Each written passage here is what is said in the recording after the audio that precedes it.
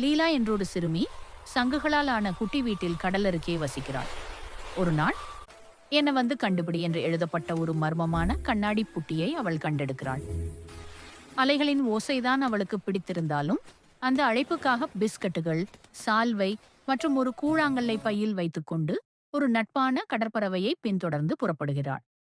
காற்றொலிக்கும் பாறைகள் வழியாகச் சென்று ஒளிரும் கடல் பளிங்கு கற்களால் பிரகாசிக்கும் ஒரு குகைக்குள் நுழைகிறாள். அங்கே தனிமையில் இருந்ததால் குட்டியை அனுப்பிய ஒரு இளம் கடற்குழந்தையை மெர்சைகிள் காண்கிறாள். லீலா அதற்கு பிஸ்கட்டுகளை கொடுத்து துணையாகிறாள். இருவரும் கடல் கனவுகள் மற்றும் மணல் கோட்டை ராஜ்யங்களை பற்றி பேசுகிறார்கள். அந்த கடற்குழந்தை சிரித்தது. மேலும் அவர்கள் தினமும் கடற்கரையில் சந்திப்பதாக உறுதியளித்தனர். இப்போது ஒவ்வொரு சூரிய உதயத்தின் போதும் லீலாவும் அவளது கடற்குழந்தை நண்பரும் நட்பை பாடும் கடல் ஓசையுடன் விளையாடுகின்றனர்.